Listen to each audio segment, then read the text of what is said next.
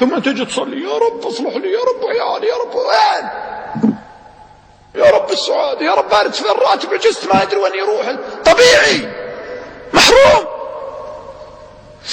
جيت بين اثنين تجار بينهم مشروع، المشروع قيمته 18 مليون.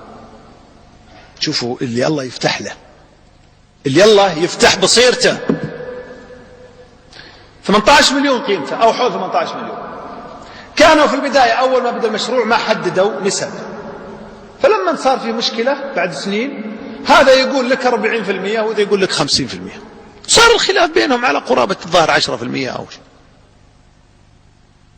فأنا الحقيقة يوم شفت الموضوع كلمت الكبير، كلهم عقال بس تعرف الكبير عاد توسمت فيه انه بيفهم رسالتي اكثر واسرع. فقلت له يا ابو فلان، تفتح ابواب الجنه الاثنين والخميس وترفع الاعمال، الا من في قلبه الشحناء على اخوه المسلم ما يرفع له عمل.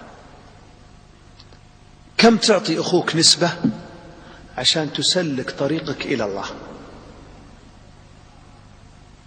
قلت له لا ترد علي، فكر وخل ردك عملي، السلام عليكم. احنا ما نبي حسي، نبغى تطبيق. الان انت وانت تسمع الكلام هذا لا تقعد تخلي ابليس يبرر لك ويحوسك، عليك عملي، خلك اليوم عملي. لا تنام الليله وفي نفسك شيء على حد، لا تنام وفي احد نفس الشيء عليك. كما قال الرجل للمصطفى عليه السلام، قال يا رسول الله لي قرابه اصلهم يقطعوني، اعطيهم يمنعوني، احسن لهم يسيئون لي. ما قال له خلاص بيض الله وجهك وكفى، لا، قال إن كان كما قلت أعطاه ضمانين، الضمان الأول تسفهم الملة، والضمان الثاني لا يزال معك من الله ظهيرا، يعني ربي ناصرك عليهم، ناصرك عليهم. وشلون يجون يحبوا راسك يتعذرون منك؟ لا، يرسل لك ربي السعادة يحرمهم منها، يرسل لك ربي البركة، يرسل لك ربي الصلاح. نصر الله أحيانا خفي، جندي خفي ما تدري عنه يجي يرسل لك التسخير. ما تلاحظ أنت أحيانا تروح في معاملة وعندك واسطة وتتعقد؟ ما سخر الله لك. وأحيانا تروح في معاملة ولا عندك أحد، سبحان الله، ويسخر الله لك موظف بعد صغير ما هو موظف ويمسك ويطير بك ويصلح شغلك وأنت تتوقع أنها بتأخذ لها وقت. ما حصلت معك، أنا حصلت معي. هالتسخير هذا جندي يسخر الله لك ولعيالك في دراستهم في أمورهم، يسخر الله لولدك أن تجي الأسئلة مع اللي ذاكرها. يا أخي جنود التسخير، جندي التسخير الحالة. والله ربي أكرمك فيه يا شيخ تغدي حياتك مختلفة. فأنت لا تقعد تضحك على نفسك وتحرم نفسك من خير موجود. الحرمة تحرم نفسها من خير موجود عشان والله أمه قالت لي ولا أخته قالت لي ولا مرت أخوه قالت لي. الأمر أبعد. فهذا الرجل التاجر قلت له يا أخي لا ترد علي، خل جوابك بينك وبين ربك سلام عليكم. مشيت وخليته. اتصل علي ولده الكبير قال لي بس يا شيخ أنا بحب أبشرك بحاجة. قلت تفضل.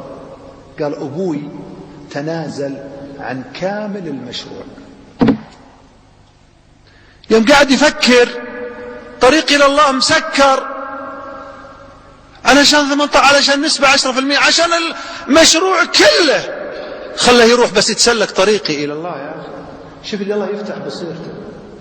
بالله عليكم كم واحد بيننا الآن حار من نفسه من الاتصال بالله بسبب كلمة قيلت ولا بسبب مش عارف ايش ولا جيت ولا استقبلوني ولا جيت هو أصلا بانيها في نفسه كذا، يعني شيء في نفسه، مرضا في نفسه، قعد يكبرها ومقطوع من الله سبحانه وتعالى. طيب كيف تبغى تعيش سعيد؟ كيف تبغى تعيش سعيد؟ تلاحق قبل الموت، تلاحق، الحق روحك، اتصل بالله، لا تموت وانت مقطوع من الله، ما يرفع لك ولا عمل ولا شيء ولا يقبل منك شيء. انتبه يا أخي انتبه. ليس الشديد بالسرعة ولكن الشديد الذي يملك نفسه عند الغضب. انتبه، كلها من وراء الشيطان، يجي يعصدك ويبين لك وانت المهم عنده أن تبقى قاطع عشان ما يرفع لك عمل ولا يقبل لك شيء ولا يجيك مدد من الله سبحانه وتعالى. فشوف نفسك الآن، هل أنت من اللي طرف في قطيعة؟ استعجل وانهى الآن. حبذا لو من هالمسجد برسالة للي انت قاطع بينك وبينه.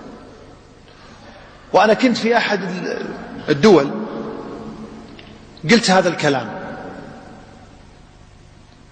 وبعد المحاضرة جاني واحد سلم علي قال لي يا شيخ أنا بيني وبين أخوي قطيعة سنوات،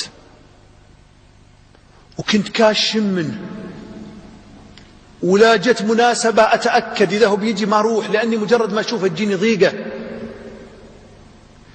يا إما في طريقة السلام يا ما يسلم علي يا ما أسلم عليه، المهم يحصل بيننا. فيقولون أنا جالس في المكان في المحاضرة وأنت تقول ارسل رسالة، يقول تجرأت وأرسلت رسالة، أرسل لأخوه قال أخي والله أني أحبك وأنه محزني اللي بيني وبينك وسامحني وكذا، المهم أرسل لي رسالة لطيفة. تصوروا يا جماعة الخير أنه جاه الرد وهو في المسجد وهو في المحاضرة، جاه الرد. صدقوني يا جماعة أي اثنين متقاطعين ودهم يصلحون، لأن أصلا بذرتهم بذرة خير وفيهم دين، بس إبليس شغال والناس اللي حولهم ما يدفدفونهم على الخير. تلقى بعض الناس بدل ما يقول كلمة تسجل له يوم القيامة في صلة رحم، ألا أدلكم على ما هو خير من الصلاة والصيام والزكاة، إصلاح ذات البين. بدل بعض الناس ما يدور على هالشعيرة ويحاول يدف ربعه يدري مثله يدف، تلقى أحيانا يرمي حطبة على النار ويشعللها زود والعياذ بالله. بدل ما تسعى في صلح وتجيب اللي أصغر منك سن من عيال عمك ولا من أخوانك وتشد عليهم وتقول لا يا أخي اتقوا الله، احنا مقطوعين من الله، منزوعين البركة، منزوعين كل جنود الخفية منزوعة مننا، منزوعين كل ما صابك شيء راجع روحك انت قاطع فيك قطيعة. إذن هذا السبب موجود. هل نقوى أنفسنا يا جماعة؟ نقوى أنفسنا. ابن مسعود رضي الله عنه إذا بدأ محاضرته كان يقول إن كان بيننا قاطع فليخرج، فإن الرحمة لا تنزل على قوم بينهم قاطع. يعني قوم زي هذول زينا كذا مجتمعين، لو بيننا قاطع ما تنزل على الرحمة. والجمعات اللي زي كذا أصلا نجتمع عشان تنزل علينا الرحمة، ولا لا؟ بسبب واحد قاطع ممكن يا أخي. إذا اللي نطهر قلوبنا الآن، من في خاطر الشيء يا جماعة يطهر قلبه من الآن. وأنا أول واحد أعاهدكم وعهد ربي الآن أرفع إيدي قدامكم إني تنازلت عن كل من أساء لي. فيكم أحد يطهر قلبه الآن يرفع إيده معي يا جماعة الآن؟ الله يشوفنا. رفعت يدك تعني دعوة للاتصال بالله، تستحي تتصل بيض الله وجهك يا شيخ. من يرفع يده ويتصل بالله يا جماعة؟ وراكم تستحون تستحن تتصل بالله يا جماعة الخير. الله يشوفنا. كلهم رفعوا ما شاء الله تبارك الله. يا أبوي الله يوسع صدوركم. ارفعوا يا سلام. من في خاطر الشيء من الآن طاهرين يا جماعة يا بيض الله